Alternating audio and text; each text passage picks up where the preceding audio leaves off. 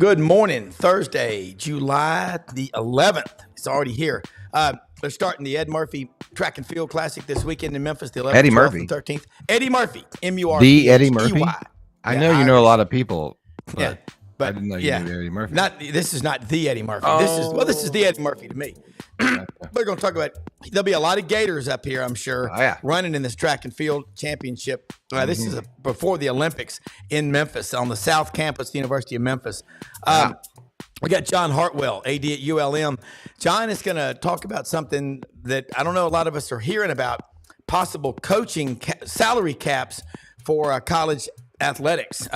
This ought to be a fun one. And Gary Harris, Tide 100.9, Channel 23 in Tuscaloosa, Tide Insider TV. They're coming on. So smash subscribe button in the bottom right-hand corner. Allow notifications on your Android and iPhone.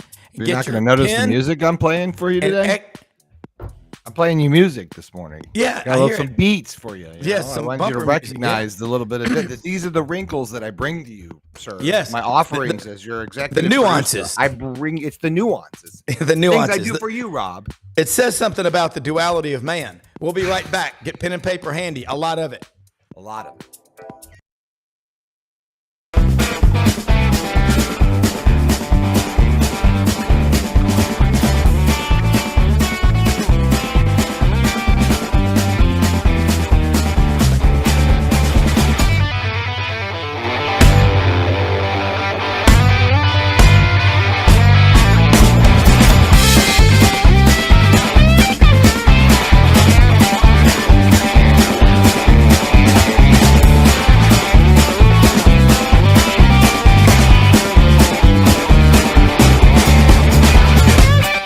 Sidelines with Rob Brown. Talk sporty to me.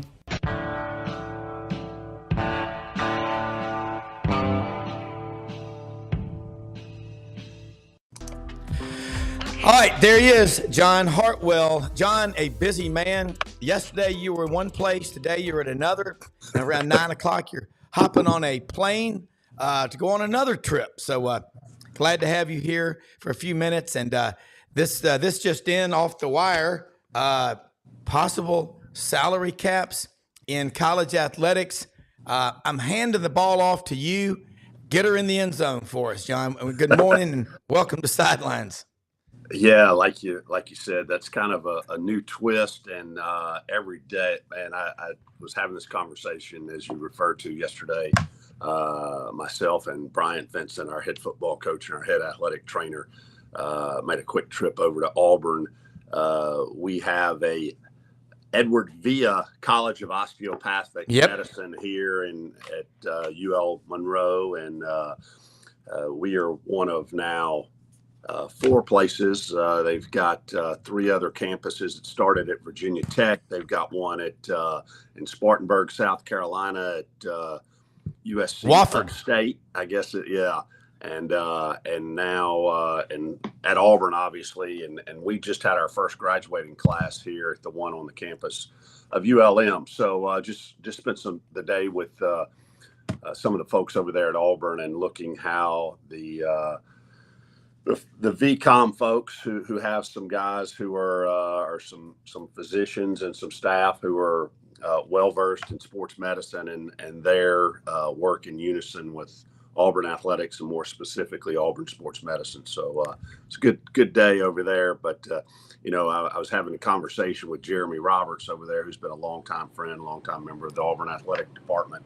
Yeah, just about, hey, every day if you can't roll with the punches now in this business, you better get out, because every day there's something. And, as you alluded to, an article this morning that came out saying that the University of Oklahoma is working with a consulting firm, a guy that's headed by a guy who used to work for the Philadelphia Eagles, and help them manage their salary cap information and trying to get ahead of that. So we got that on the one hand. Then I guess there's not always where there's smoke, there's fire, but there's some belief from several news outlets this morning as football media days start that, the Florida State Clemson tandem out of the ACC, who's looking for a home now, that it appears, I won't say that the SEC and the Big Ten have shut the door, but it is in process of closing, and that there are several that believe that those two institutions are heating up talks with the Big 12. So here we go, just another day of change and rock and roll in college athletics. Oh yeah, nothing to see here. Keep driving along, please move forward. All right, John. Sorry, folks. Park's closed. Moose out front should have told you. Yeah, the moose out front should have told you. Yeah. Hey, Rob, I do have one question though, man. Why couldn't I be on with Eddie Murphy? I mean, I exactly off early, but come on now. That's what I'm saying. It's. Are you kidding? Are you getting the PG version? Or are we going full out Eddie Murphy? No, we're going PG Eddie now. Yeah, Eddie now. Eddie, we're talking watered about down. The Ed Murphy Track and Field Classic today, tomorrow, and Saturday, as they say in the South, 11th, 12th, and 13th of July at the South Campus, University of Memphis. This is a monster event. The fourth year they've done it, and there'll be track and field athletes from all over the world. I went last year, and there were Olympians just all around you, and it's kind of like going to, the Kentucky Derby. The horses that are there are the best. These athletes are it's unbelievable. And you're talking sub 2200s, and there'll be a lot of Gators. There'll be people from everywhere. Globally, track and field and swimming, the track and field stars are bigger than about anybody in America. I'm talking football, basketball, whatever, but we're going to talk to them in the last part of the show. All right, what's going to happen when a school, a coach challenges a salary cap? Because, again, our barrister in residence, Jack Turner, for Sidelines, my attorney, a proud graduate of the Hugo Black College of Law in Tuscaloosa, said those antitrust laws guarantee Americans, and our Constitution does, three things: life, liberty, and the pursuit of happiness. And that's how NIL got to be what it is. So can you make a case? I know you're not a lawyer before 9 a.m. Central, but want to take a guess at that? Yeah, and I think this is just another one of those scenarios. And I know you have quite a few attorneys and armchair attorneys who listen in, and no offense to any of those who actually have a law degree. I have all the respect and admiration.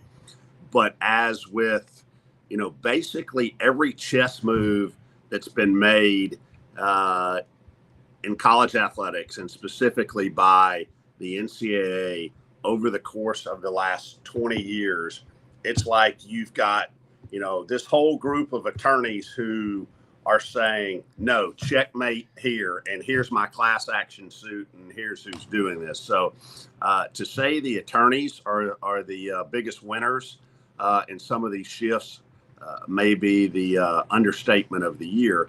But I think it's going to be challenged. But I understand at the same time too, and I know, the initial number is 20 to 22 million, which obviously,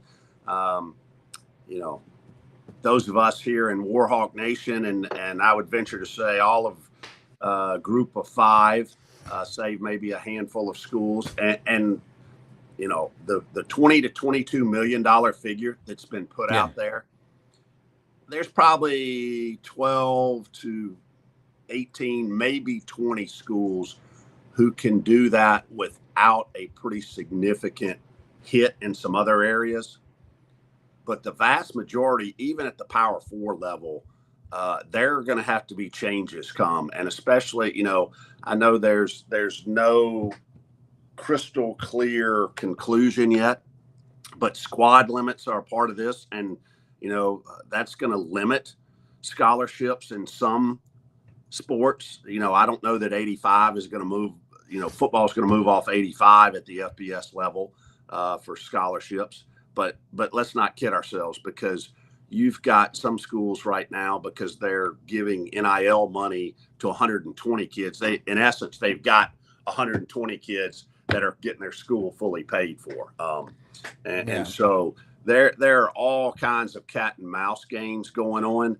But again, it's back to what I said at the first. You got to roll with the punches. It's either adapt and survive and move on and find a way to do it, and be a glass half full person, or dig your heels in and say, this is going down a bad path, and screw it, we're not going to do it. Well, if you take the screw it, we're not going to do it attitude, you're going you're either individually going to be out of the business, or your institution, is going to be Division II, Division III quicker than you think. Yeah, that is the issue. But rolling with the punches, and as we get closer to the game starting, the good thing is this stuff slows down. But people don't like perpetual chaos. I mean, you can turn on the news at night and watch a moderator with someone in this box, screaming at each other for 8 minutes until a big corporate sponsor tells them to take a commercial break. Then they come back and they do it again and again. That's fine if you want to do that. At 9 o'clock Eastern, you ought to be watching the Buddy Martin show right here on this network. Do something like that, or talking to your wife, or working out. John, I really wish, and I mean this, I wish you were running the NCAA, because the people like you that started it, you worked for the big beer distributorship in Charleston, doing all their accounting, private sector, helped Georgia State get their football program off the ground in Atlanta. You know Bill Curry, don't you? Yeah, not well, but I know him. Yeah. Yeah. He's I'd love to have him on the show. I've grown to like him more and more. Just people from that era. If you played for Vince Lombardi, you've got my respect forever. But the journey that you've been on, you've built everywhere you've been, and you're rebuilding and building up at ULM. That's what is so cool about college sports. And what's not to like about that? I think, and I was talking to someone, maybe it was you've got a bunch of activist attorneys who have sought out and found activist student athletes. Okay. And a lot of this stuff, it's like our political nightmare in Washington. Well, we watch sports to get away from that, don't we? Yeah, absolutely. I mean, again, and it has been, and this has not changed regardless of NIL or transfer portal or any of those things. Athletics, and in particular, at least it has been, college athletics, has been a melting pot that has been very good, not just for those participating, are very good for the fans of the institution they play for, but for society as a whole, because you have people from all different socioeconomic, ethnic, religious, every other background that you can imagine coming together for a common cause. Yeah. And in today's society, we need that all we can get, because it does not happen very often. And I think that is still a very powerful draw of intercollegiate athletics in general. I mean, you can start at, fifth grade YMCA basketball and work your way all the way up. I mean, I'm not a big fan of everybody plays 2 quarters and you don't turn the scoreboard on and you hold hands Neither afterwards. Hey, never will be. If winning weren't so important, we wouldn't spend so damn much money on these big, nice scoreboards. But that's a whole other topic. But quote of the day so far. But again, I think all these things that we're having to work through, at the end of the day, college athletics is going to come out the other side. People are still going to be very passionate about it. There are going to be great stories left and right, underdogs winning, student athletes who have overcome, mountains of adversity to be successful and lead their teams to victory. None of those things are going to change. We've just got to work through some of these other things. But, again, they're challenges. They wake me up in a cold sweat some nights at 2 a.m., along with not only the challenges of those, but how the heck we pay for them. But this, the essence of college athletics, is still very powerful and will continue to be very powerful. And I think you make a great point, Rob. We're now into football media days, and there is no active game going on right now in any sport intercollegiately. You get ready for the Olympics, but we're still, 5 weeks away, 6 weeks away from games starting, whether it's cross-country meets or volleyball matches or soccer matches or football games. And when that starts, these other things will be going on, but there'll be a lot more to, scores and stats to consume, the media bandwidths, the various ones, and folks will be talking a lot more about games than about these issues. Yeah, and that's the beauty of it. And nobody ever complains when their team is hoisting up a national championship trophy. There's too many white guys, too many black guys, too many Catholics, too many Jews, too many Presbyterians. Nobody cares. All that stuff, it doesn't matter. Coach Dye, I will never forget him and Bo Schembechler at Antoine's the night before the Sugar Bowl in 1984, Auburn, Michigan. Coach Dye said, as only he could say it in that northern accent of his, that southern accent of his, he said, I'm going to tell you all the things the government's done and all that, it is what it is. He said, but ain't nothing pulled people together in the South like college football. Nobody cares. And you think about the realism. That's genuine, that's authentic, and it's from the heart. And when I talk to Pat Jr. or I talk to Ralph Jr., Ralph Shug's son, I go, Ralph, if I close my eyes, I think I'm talking to your dad. And I still remember July 17th, 1980, when Shug Jordan died. We were on the way to Destin, and my mother always made us stop at Constantine's in Mobile because the gumbo is so damn good. And right now, she's listening, she's watching with the bay leaf in there and the crab claw. That's real gumbo. But there's nothing like college sports. And what I've found to be so cool is when if you go to ULM, you go to Gainesville, you go to Fayetteville, whatever, it's so personal. When you run somebody's college team down, it's like saying their kids are ugly or stupid. There's just nothing. My mother is so intense. She can't watch an Auburn game now around other people. She has to be by herself. She and Uncle Smirnoff. And that's just the way it is. But, John, you are so blessed to be an athletic director because, you've got 3 of your own children, but you've got almost 400 more de facto children. How cool is it to go into work every day and know that you can have a positive impact on somebody's life just with the stroke of a pen or a few words? Because, Coach Dooley always said, the impact of words is forever. They're powerful.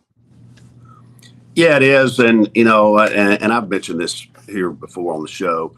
Obviously, the here and now, the 385 student athletes we have at ULM, that's my job as the athletic director, to give them the tools and resources they need to be successful in the classroom, on the fields of play, and ultimately in the game of life. And you don't always see the fruition of that during their time here as student athletes. But when I have, a Jordan Love text me periodically, a Neemias Keita and Nimi, and I really hadn't talked about him on this show.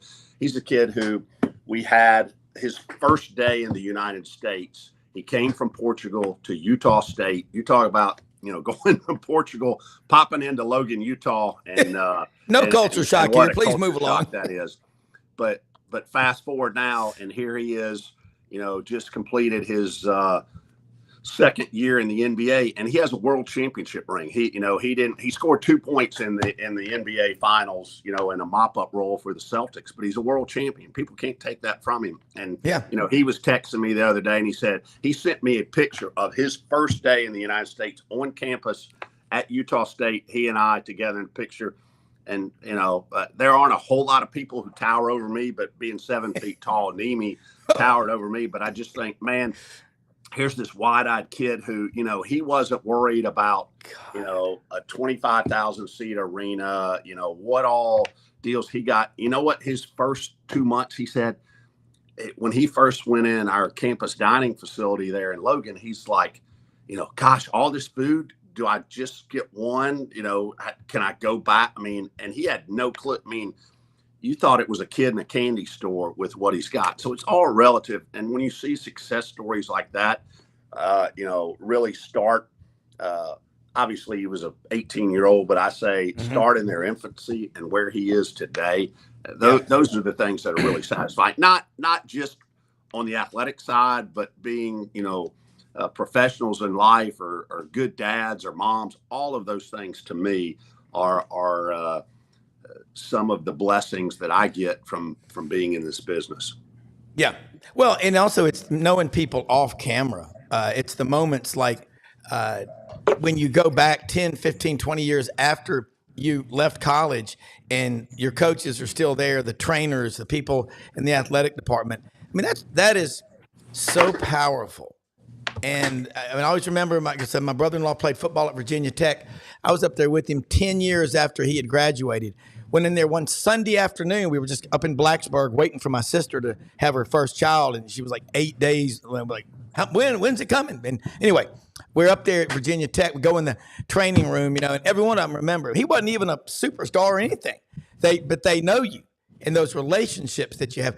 I'll tell you something. These kids that are bouncing around schools every 3 months, they're going to rue the day that they did that, and just didn't stick it out. Because how many times, think about when you were a knob or you were a cadet at VMI, where all my family went, that in West Point before me, I broke the streak.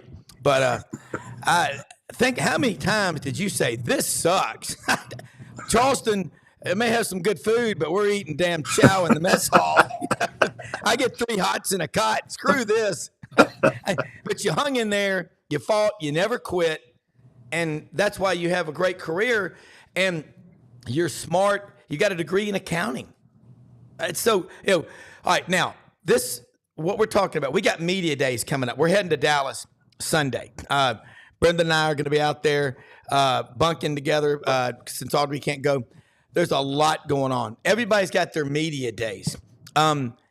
It's like they say it's the unofficial start of football season, but we never really stop. We just kind of vary the levels of intensity. Look at that cowboy hat, that Stetson from Hewlett. By the way, Hewlett and Dunn Boot and Clothing Company on the historic square in Collierville, Tennessee, live from the Boot Room concert.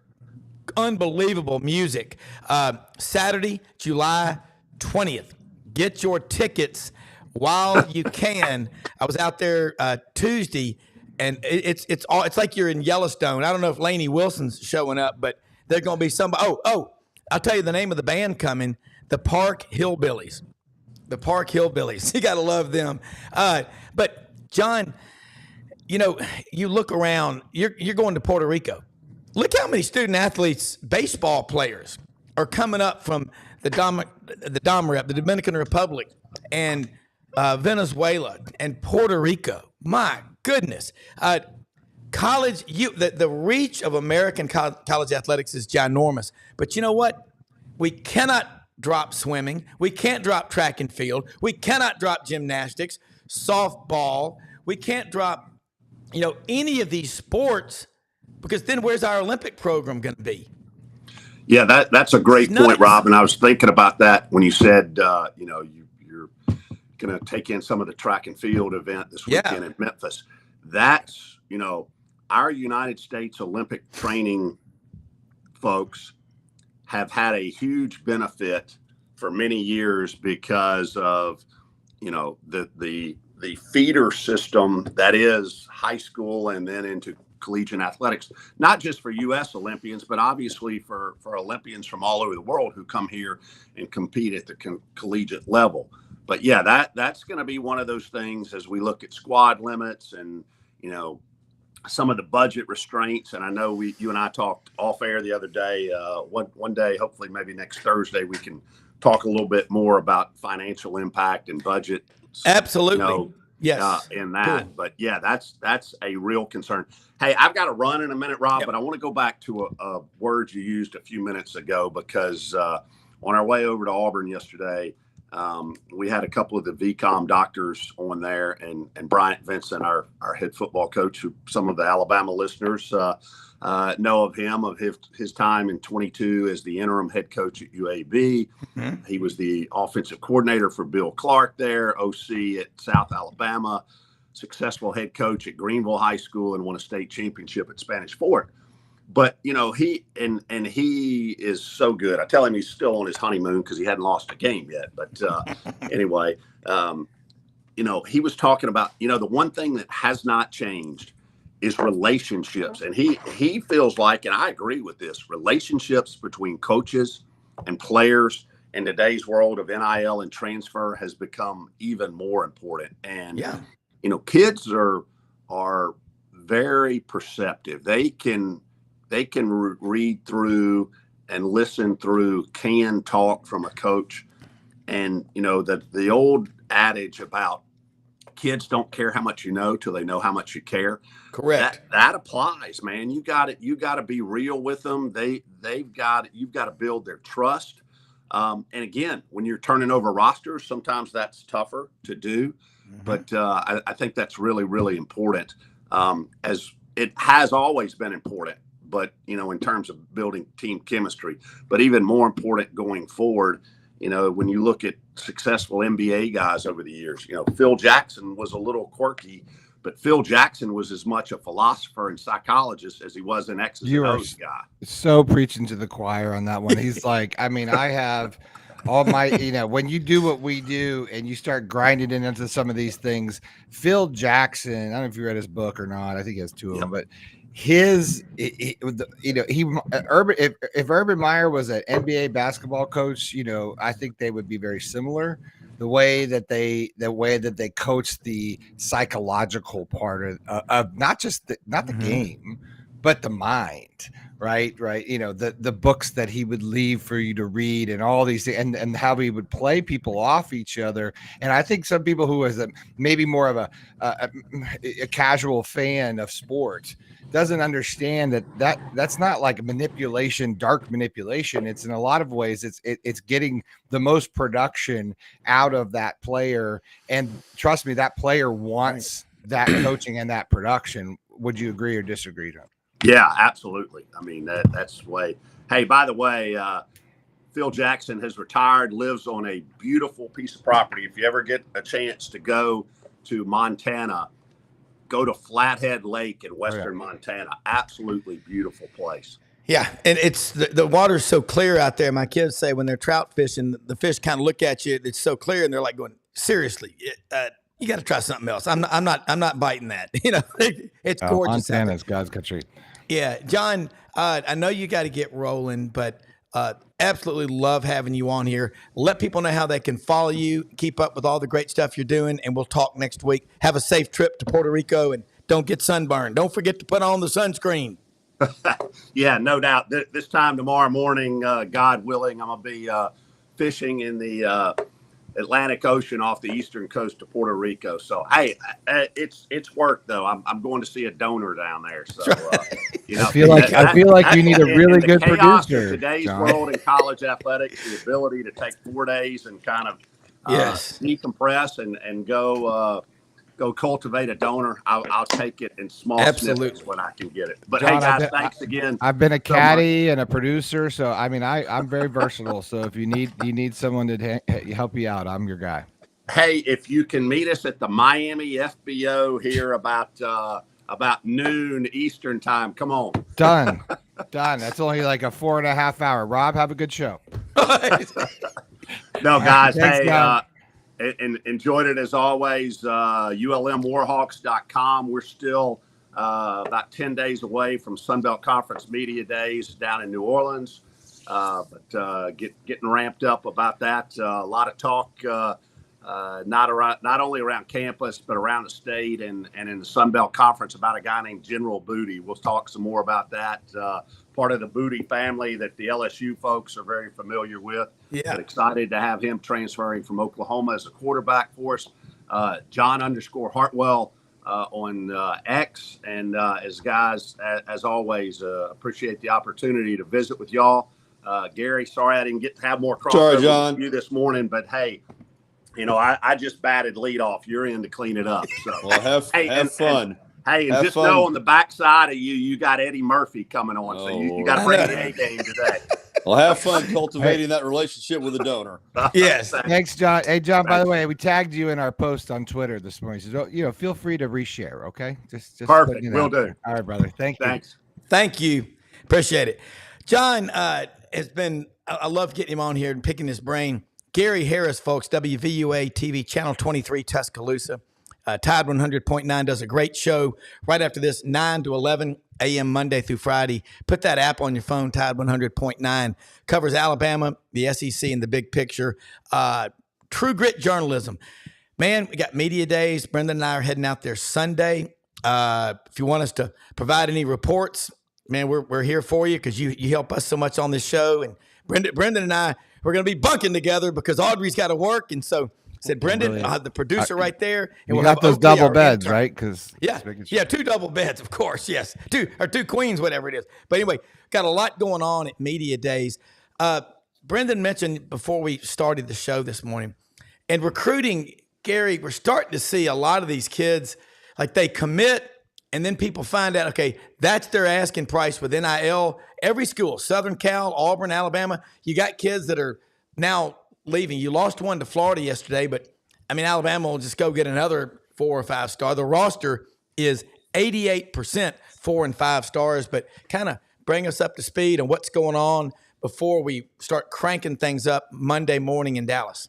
Yeah, it's going to be crazy out there. Miles Johnson is the kid that you're referring to that committed to Florida. He's a linebacker from T.R. Miller down in Bruton. Great football tradition. Wow, yeah. He was a Kevin Steele guy. Kevin Steele kind of recognized him and offered him before really anybody else. And nobody had really been on him at all. And he tore up his knee. Great athlete. I watched the video of him because a friend of mine's on that staff down there and said, man, this kid is an unbelievable athlete. He hardly had any interest. And but Alabama got on him and got him committed. Then, of course, you have a coaching staff change. And I think that the interest that was shown by Alabama was less with this staff than it had been with the previous staff. And so I think it was kind of one of those deals where you could kind of read the tea leaves and see that this was going to go in a different direction. So I like him. I think he's going to be a really good player. But I think there's some other players at Alabama with this staff like more than they liked Miles Johnson. So that's kind of the way it goes. And, you've got 6 commits in this class for Alabama from the state of California. And you've only got 5 committed from the state of Alabama. So, Courtney Morgan, Kalen DeBoer, Nick Sheridan, they all have a strong West Coast connection, obviously. That's still and Saban recruited California fairly regularly too, but not to this extent. So it still feels a little peculiar to me that you're this far into the cycle with like 21 commits and you've got more commitments from California than you do from Alabama. But on paper, this is a very, very, very strong class.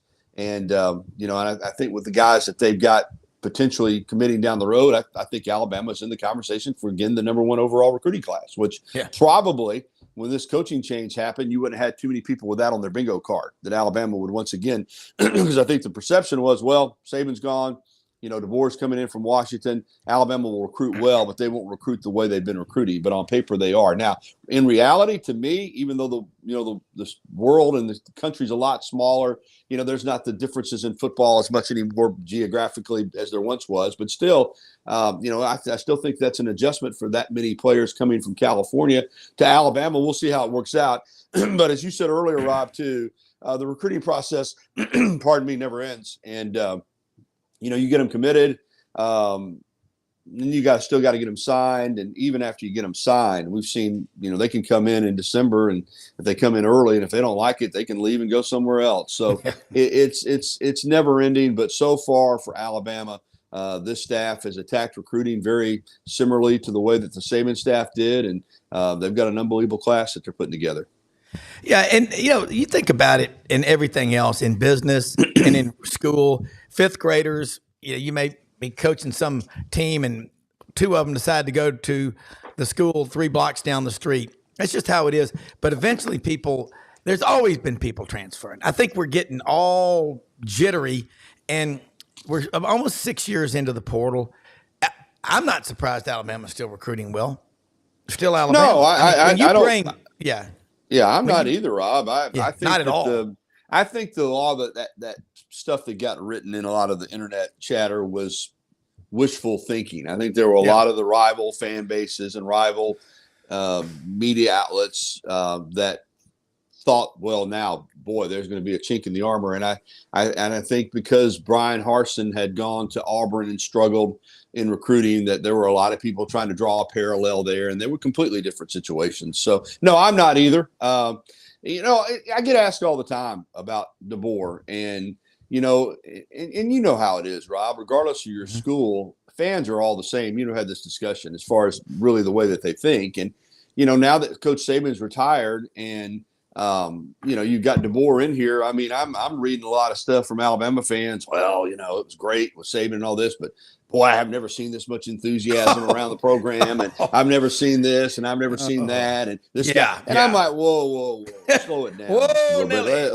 You just experienced possibly the greatest coach in college football history for 17 years. Let's slow the roll just a little bit here. But having said that, all you can do, in my opinion, is judge him so far on the 6 months that he's been on the job, and so far he's hit a home run. In terms of the way he's handled the responsibilities, the recruiting. I thought spring was very, very good. And there are some things about him that certainly fans warm up to more than they did with Nick Saban. One of them is the fact that he's just willing to do so many more appearances. I mean, he's been on the rubber chicken circuit in a way that Nick Saban never was or never would. But that's who he is. So I'm comfortable with him doing that. Just like Nick Saban, that's not who he was. Saban prioritized in a different way. And so to this point, has Kalen DeBoer hit a grand slam? Absolutely, he has. I mean, there's nothing right now, and as we sit here in mid-July, that you can, from my perspective, covering him, that you can pick apart. Now, I say that to say this.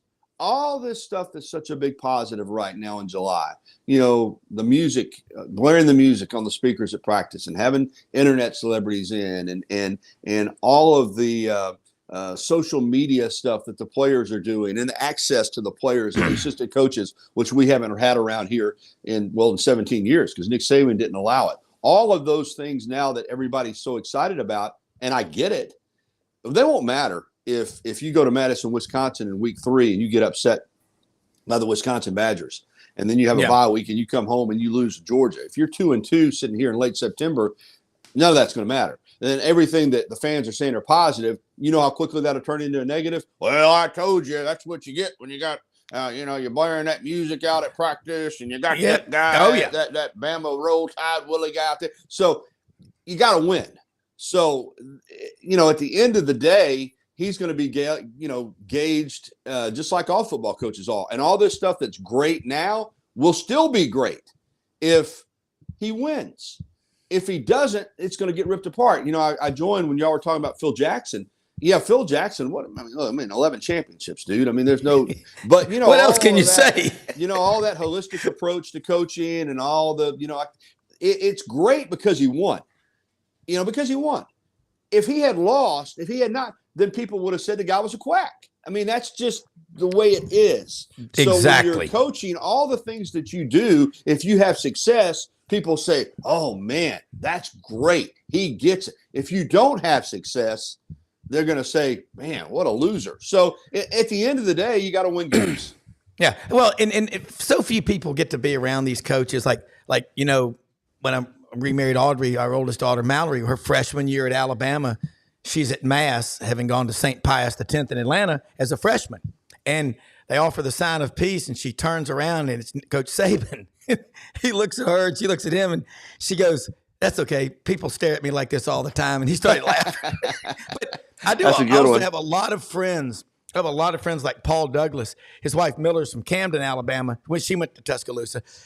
Anytime he's down in that area, and he's a Notre Dame guy, Notre Dame grad, he goes, I'll make a point to go to the Saban Student Catholic Center that him and his wife. I mean, there's so much stuff. Mm-hmm. And you know what? I've had some bosses over the years that were insane, hard asses. I had one from Mobile that had us do push-ups on the floor. Said we had to stay at work 7 in the morning till 7 at night, and then on Saturdays 7 until 1 till we made a certain amount of money each month. And I had just started from zero. That was good. I liked that. Nick Saban, for someone to say, yeah, there's so much more access. Who wouldn't take that guy at 72 now? To your point, Gary, I mean, I've covered Florida for a while. We have Gatorbait Magazine, Gatorbait Media. We got staff doing the same sort of stuff that you're doing, and we've been living in in the desert, with information. In fact, I'm not. We've openly knocked Billy Napier with several people. He's the only coach in the last 40 some years that hasn't done an interview with my dad, Buddy Martin. And we weren't knocking him in the sense of like, hey, you got to pay homage or kiss the ring, but more in the sense of like, hey man, there's some tradition and things that you should do when you come to an SEC school that you've got to follow through. And that's good that Caleb gets that. And because I think that's where Billy went wrong from the beginning. And I think he turned a lot of people that could have been allies against him. And I think that you go around trying to change everything at a school like Alabama or Florida or any of these schools in the SEC with rich tradition. I think you really, really don't understand what it means to coach in the SEC. Yeah, or you better be Nick Saban. You better be able to do it and then have the results. The problem with, and you mentioned Billy, obviously, because I had read some of the same things, and if you go to Florida, it's like Kirk McNair here in Tuscaloosa. If Billy, Kirk McNair asks you to do an interview, you need to do it. Same thing with Buddy Martin. The problem with a lot of the people that coached under Saban, and this is why I was happy Alabama went in a different direction. If you get somebody who's trying to do it like Saban, but they're not Saban, there's a difference there, And I liked Billy when he was on staff here. I think he's a good football coach. I wondered from the time he got that job if that job was too big for him. We'll see. So far, it appears that it has been. This is a critical year for him, and you can speak to it more than I can, but I would think that this is kind of the telltale year here. I mean, when you look at that schedule, and I know the SEC is brutal, but when you're playing Central Florida, Miami, and Florida State, I'm thinking he needs to win 2 out of 3 of those, right? I mean, there's something got to turn here in the right direction for him. You got to get 5 or 6 wins, with that schedule to I think to hang on. And Gary, you're talking about Kalen DeBoer. You got a chance to talk with him when, Final Four, he's like, hey, y'all guys want to come over, you and Rodney. But right there, in my opinion, Kirk McNair is the oldest living journalist in Alabama. I mean, he's got the respect of people, Auburn and Alabama and everywhere, as you do. Okay. That's why when you got a chance to talk to Kalen DeBoer, you're good at reading people. He knows what he's got going on, but he's also smart enough to show respect, but be his own man, isn't he?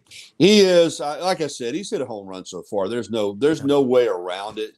When I sat down with him, I mean, he was engaging and he was genuinely.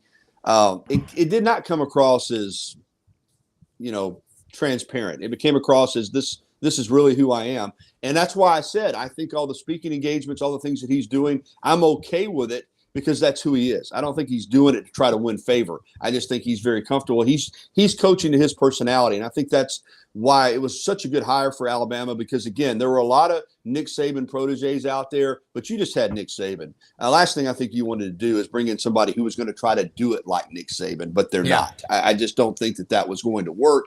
We'll see what happens with DeBoer on the field. As I said, the numbers are going to dictate how everybody feels about him here in a few months. But he's a proven coach. He's got his own system in place. He's comfortable in his own skin. He respects Nick Saban. My gosh, man, Nick Saban's still making $500,000 a year. Not that he needs it, but from the University of Alabama, and has an office basically just to be an ambassador. But I think that's a good thing. Having him around, I think that it gives everybody a good vibe that he's still close and he's still part of the program from the sense that, he represents Alabama. And then you've got Kalen DeBoer with a chance now to kind of to do it his way. And I like him a lot. And getting back to the Florida thing with Billy, I don't understand that either. When you come into a place, I know you're going to say, hey, I'm going to do it my way. But to right off the bat alienate key people to me is unusual, and you better win. And he better win this year, or there's people remember things. And when you come in as a football coach, everybody wants you to be successful. And initially, all these things that you do, people can't really bow up against it. But once the tide turns in the opposite direction, man, people remember the way they've been treated, and they remember things, and media and boosters and people that are around the program can come back and bite you if you don't have success. I'm gonna be really interested in what happens at Florida. I think that's what we're seeing some of that, Gary, with boosters already. I think that the Rashada thing early was not a good thing, which didn't go away. And I think that and I know it soured a lot of boosters' potential money, and I think that's certain. Florida, and somewhat. I know they've had pretty good recruiting. Billy's always been a good recruiter. Mm-hmm. I think he's I've never met him, but everyone says he's a really nice, great human being, and everyone speaks highly of him as a person. So you want to root for him, of course. And I'm a Gator fan, so of course I want to root for Billy Napier, no question. But when you kind of see things like, I'm not going to go get an OC this year, it's like just things along the way that could sort of lead up into the demise of all of this. I agree with you wholeheartedly there, Gary. Yeah, Gary. This is look. I know we've got Eddie and Addie coming on right now to talk about the track and field, but let people know how they can follow you. Let's do this again next week. Okay. You've had a rough lately. I know your mom passed away. We love you, have you on here. Sorry, you Gary. are. Thanks. Yeah, you are. Oh man, you're as good as it gets. Man. And he's been and I tell you, I love the conversations off air from you about Epic and about games and stuff. And please never retire. You're just a voice of. You're smart and you tell it like it is. And what I really love is what you're talking about, and you add tons of value to this show. So always an honor. We love having you on.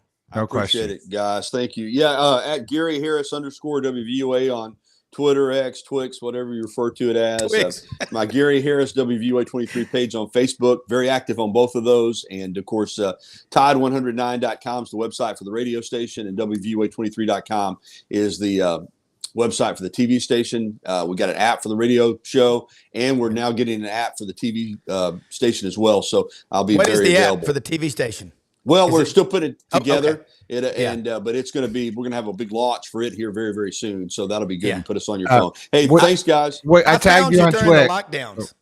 Yeah. I found you. I tagged you. I tagged you in Twix for the show. So if you don't mind retweeting us, that would be awesome. Thanks you so much, Gary. We'll see you soon. All right, guys. Take care. God bless with your mom stuff, man. Sorry. Thank you very much. Yes, sir. Hey, let's bring in Eddie Murphy and Addie Wiley right now, the Ed Murphy Track and Field Classic. And look, Eddie, it's funny what a small world it is. We were just talking to Gary Harris in Tuscaloosa back when you and I were like in, 6th or 7th grade. We're down at Destin, Silver Dunes. My dad leaves for a couple of days, comes back. I go, where you been? He goes, Tuscaloosa. And I said, what for? He goes, talking about building a track and field complex and a tennis complex. I said, did you meet the bear? And he goes, well, I was going in the bathroom and he was coming out. I go, what did he say? He just, really, Sam Bailey ran things. But to this day, they still have the Sam Bailey Track and Field Complex that my dad designed in the mid-'70s. And I got to meet the bear at the Liberty Bowl against UCLA when it was about 20 below zero in 1976. And they said, go over there and shake his hand. He's over there wrapped up and looked like he was on the Arctic Circle smoking a Chesterfield. And I shook his hand and he just kind of went, but that's how it was. Hey, track and field is your insurance policy for every sport you play. Eddie, your dad, the legacy lives on. Let's talk about the classic. You and Addie take over from here. But Brendan's down in Ocala, Florida, has Gator Bait Media. They know about Mouse Holloway, the coach down there, 14 national championships. I love track and field, so let's talk.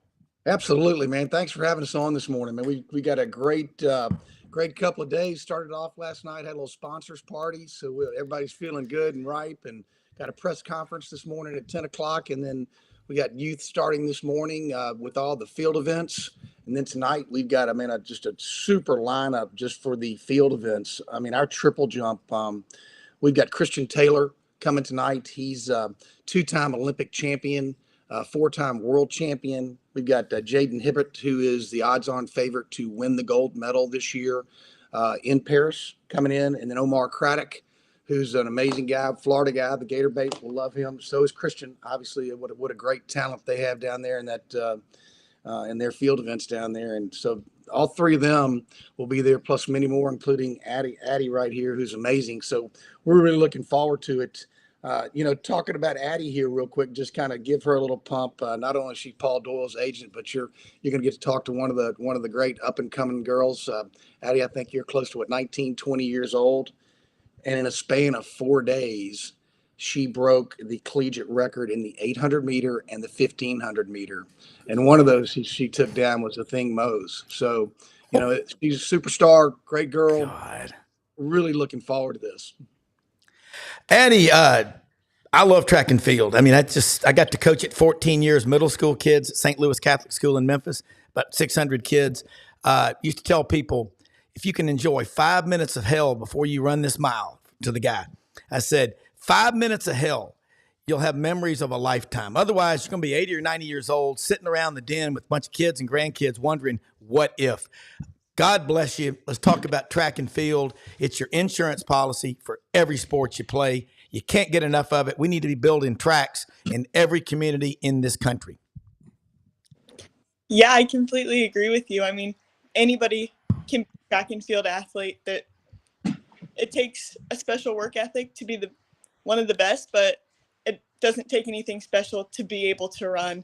I believe anyone can do it, and that's one of the things I absolutely loved about this meet last year, is getting to meet the youth and some of those next generations of runners that were just hanging out around the track. And so it's a great atmosphere, a great meet, and I'm so excited to be there. Who are you running for now? I'm with Adidas. Okay, so you're 19 or 20? I'm 20, yeah. Okay, so you didn't do college. I mean, kind of like Michael Phelps did not swim in college, but he trained. So No, actually, she was at a little small NAI school up in Indiana. Broke all the records up there. What's Huntington? Was that what it was? Yeah, I did a year and a half. Yeah, wow. Year and a half. So, okay, so you've got your track team. What do y'all? I mean, one thing Eddie's doing in Memphis is he is spreading the gospel of track and field with these kids. You have 3 kids, you have 10, you got 30, you got 62. When Eddie and I were growing up, you were a badass in school if you got the presidential physical fitness badge. Remember that at PDS, Eddie? You had to do your crunches and your push-ups and your pull-ups. We got to get back to square one, because U.S. track and field is global. I mean, track and field people. I had a gold medalist, Harvey Glantz, tell me one time, when he would travel around the world, if he was recognized in an airport, it was like he was Mick Jagger or Robert Plant or the late Meatloaf or something. But you got a global audience that people don't realize. Let's talk about this meet coming up. And go back over those records that you just broke. That's impressive, beyond impressive. Thank you. Yeah, I mean, I think a lot of that started at Ed Murphey last year. It was the first time I ever broke 2 in the 800, and wow, it was a great build up to those late summer races, and the atmosphere around track and field, again, it being such a community event. You don't get a lot of that, I feel like, in the United States. So it builds that encouragement to run fast. I feel like when I went over to Europe in the late summer, there's a lot more of community and people get excited about track and field. And I love meets like this where we bring that to the United States and we bring people together for the love of racing. So it's so much fun to be part of. Oh, absolutely. Eddie, people out there watching that could be anywhere, kind of tell them today it starts, the 11th, 12th, and 13th. I could not come. I was doing something, missed the party last night. I hate it. But they want to get over there, and there's 3 days of track and field. It's kind of like Lollapalooza. It's kind of the Red Rocks of track and field because it's centrally located. Yep, yeah, absolutely. So we got 250 professional athletes from 20 different countries, 62 Olympians, 15 of them that will be in Paris, that'll be competing. It's pretty amazing. It's very difficult this year because with the Paris Olympics, and last weekend they had a race in Paris, Diamond League. This weekend we're competing against Monaco. The next weekend's in London, and they fire back right over to Paris for the Olympics. And so to have these athletes stick around in America is a little bit difficult, but it's still amazing to me that this was supposed to be our hardest year. And but what we're doing, I think, is resonating. It definitely is. We're in the fabric, and we are in the fabric of track and field. And Addie probably could allude to this. A lot of the athletes that were here last night, that we are doing something special here. We care. It's an athlete first event. Like tonight, we're doing the field events, which has never been done before, to my knowledge. Just the field events alone. So we're just high jump, long jump, triple jump tonight. All these things.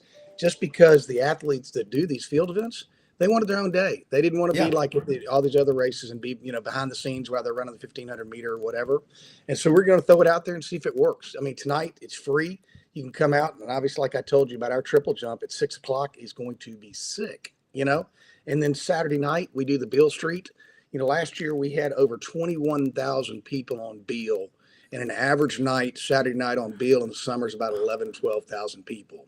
So this talking about Addie, our biggest goal is to, when she goes to the Europe and all these Olympians or all these, even the athletes that are pushing these Olympians, they're over there and there's 30, 40,000 people in the stands. And last year we were lucky to have 2,000, but the cool thing about it was the year before we maybe had 1,000, so hopefully it will figure it out, because we think about it, Rob, you're talking here about football, right? It's football dominant, SEC, but we are the best NFL brands in the world, baseball, basketball.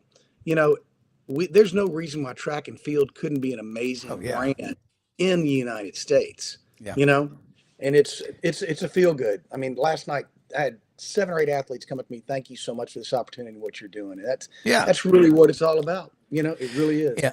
All right, we got just a couple of minutes because we got to stay under an hour today, but we're going to get you back on tomorrow if you'll come back on again talking about this. I love, Eddie, you could get people excited about going to their own hanging.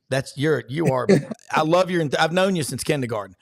Eddie, tell people right now, young people, they got people, everybody has kids, track and field. Don't be intimidated, but you got to start somewhere. Yeah, absolutely. You have to start somewhere, and each person's starting spot's different, but it's all about you and what you want to accomplish. And anyone can do anything in track and field as long as you put your mind to it. And I mean, I think anyone who's interested in track and field should definitely come out to the meet or even watch it online, because it's a great event to learn about track and field. Like we said, we had the field events tonight, and a lot of those get overlooked, and having their own special time, it's going to help people learn about field events they didn't know about before. It's going to help kids get excited about it. Something they not see at a normal meet. Come out to the track tomorrow and just be very focused on the running events, get excited to see people run fast, and then head down and watch the pole vault, because I think last year at this meet was my first time really sitting and watching pole vault. Yeah. And even as a track and field athlete, that was so cool. So there's a place to start, and I think watching it and learning is one of the best places to start. So everyone should come out. Having coached it, I can remember the high jump, long jump, shot, and discus. That's money in the bank. Those are deposits. That's a savings account. You start with those 4 and you score a lot of points. You've already got momentum, and you can't make that up. All right, Eddie, what time is kickoff tonight, and we'll have to tap out? Yep. So tonight we've got the youth events all day, starting at 1 o'clock till 4. And then tonight we've got at 5 o'clock, we got the women's long jump, 6 o'clock, I told you, the triple jump, and then 6:30 is the high jump. And then we got the women's shot put and the men's shot put. And we got this kid, Trip Paperi, who's 2-time NCAA champion at Texas. The gold standard is like 22.4. He's going to pop that tonight, which is, that's an amazing stat, that 22 meters. And then Friday, we've got youth meets in the morning. We're going to have 400 kids competing from 7 different states. And that's kicks off tomorrow. All right, I'll be out there. Eddie, thank you. Thanks, everybody, for watching. We're the greatest country in the world. Come watch this Ed Murphy Track Classic. We'll see you tomorrow. Appreciate it. Absolutely. Thanks, Eddie. Thank you. Bet.